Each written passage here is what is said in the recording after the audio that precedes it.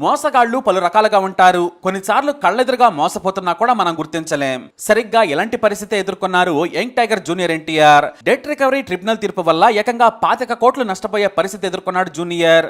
ఇంతలా ఈ స్టార్ హీరోను మోసం చేసిన ఆ కిలాడీ లేడీ పేరు సుంక గీతలక్ష్మి. ఈమె నుంచి 2003లో జూబ్లీహిల్స్ రోడ్ నంబర్ 75లో దాదాపుగా 670 గజాల భూమిని కొన్నారు ఎన్టీఆర్. ఆ రోజుల్లో దీని విలువ 30 లక్షల రూపాయలు. డబ్బును తీసుకున్న గీత వెంటనే ఫ్లాట్ను జూనియర్ పేరిట రిజిస్ట్రేషన్ కూడా చేసేసింది. ఆ నెక్స్ట్ ఇయరే మంచి ఇల్లు కట్టుకోవాలనుకున్నాడు ఎన్టీఆర్. జిహెచ్ఎంసీ నుంచి అనుమతులు కూడా తీసుకుని గ్రాండ్గా ఇల్లు నిర్మాణం మొదలు పెట్టేందుకు ఏర్పాట్లు చేసుకుని పనులు కూడా మొదలు పెట్టేశారు. అయితే అప్పుడే 1 కాదు 2 కాదు 4 బ్యాంకులు పనులు ఆపేయాలని నోటీసులు ఇచ్చాయి. ఎందుకంటే ఈ భూమిపై లోన్లు ఉన్నాయని చెప్పాయి బ్యాంకులు. State bank of India, bank of Baroda, oriental bank, IndusInd బ్యాంకులు జూనియర్ ఎన్టీఆర్ నిర్మాణ పనులు చేపట్టకుండా అడ్డుకున్నాయి.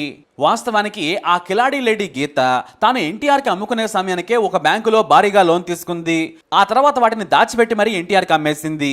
జూనియర్ ఎన్టీఆర్ని మోసం చేసిన గీత అంతటితో ఆగలేదు. ఆ తర్వాత 3 బ్యాంకుల్లో నకిలీ పత్రాలు పెట్టి మరీ లోన్ తీసుకుంది.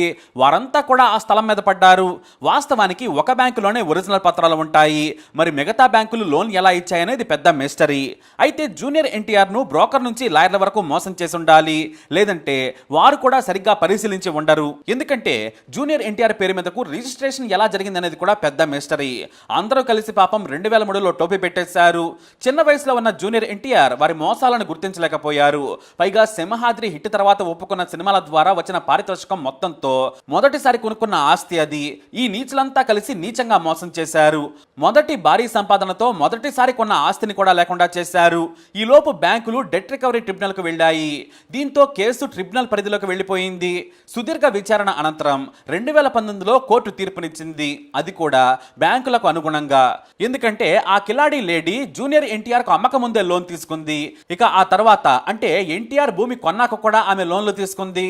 అయితే ఆ భూమితో బ్యాంకుల రుణం తీర్చుకునేందుకు ఆ భూమిపై బ్యాంకులకు హక్కులుంటాయని తెలిపింది న్యాయస్థానం. దీంతో ఎన్టీఆర్ షాక్ అయ్యారు.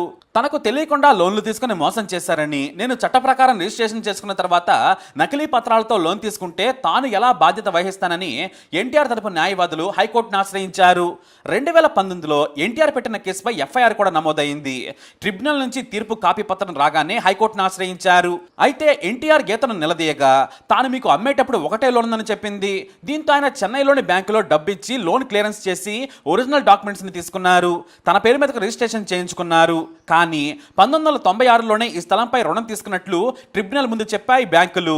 అంతేకాదు ఆ స్థలం మాకే చెందుతుంది. దాదాపు 7 ఏళ్ల తర్వాత ఎన్టీఆర్ భూమిని కొన్నారు. లోన్లను ఆయన చెక్ చేసుకోలేదని తెలిపాయి. అయితే ఒరిజినల్ పత్రాలు లేకుండా ఎలా లోన్ ఇచ్చారు? నేను ఒక బ్యాంకు నుంచి ఒరిజినల్ పత్రాలు తీసుకున్నాను. నా పేరు మీదకి రిజిస్ట్రేషన్ చేయించుకున్నాను. పూర్తి విచారణ చేయకుండానే ఏకపక్షంగా బ్యాంకులకు అనుకూలంగా ట్రిబ్యునల్ తీర్పిచ్చిందని హైకోర్టును ఎన్టీఆర్ ఆశ్రయించారు. అంతేకాదు స్థలం అమ్మిన వారిపై కేసు కూడా పెట్టారు ఎన్టీఆర్. ఈ కేసును హైకోర్టు జూన్ 6న విచారణ చేయనుంది.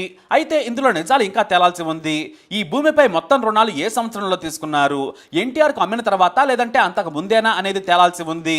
2003లో 30 లక్షలు పెట్టి ఎన్టీఆర్ కొన్నారు. తన మొదటి ఆస్తినే ఆయన కోల్పోయే పరిస్థితికి వచ్చింది. అయితే ఇప్పుడు ఈ భూమి విలువ అక్షరాల 25 కోట్లు. పైగా మంచి ఖరీదైన ప్రాంతంలో ఉన్న లొకేషన్ అది. ఇప్పుడు 30 కోట్లు పెట్టినా కూడా ఆ ప్రాంతంలో ల్యాండ్ దొరికే పరిస్థితే లేదు. అందుకే ఎన్టీఆర్ న్యాయం కోసం పోరాడుతున్నారు. మొత్తానికి ఎన్టీఆర్నే ముంచేశారు. దీనిపై ఏం జరుగుతుందో వేచి చూద్దాం. ఈ వీడియో అప్డేట్స్ కోసం మై ఛానల్ ఫాలో అవ్వండి. అలాగే తప్పకుండా సబ్స్క్రైబ్ చేసుకోండి.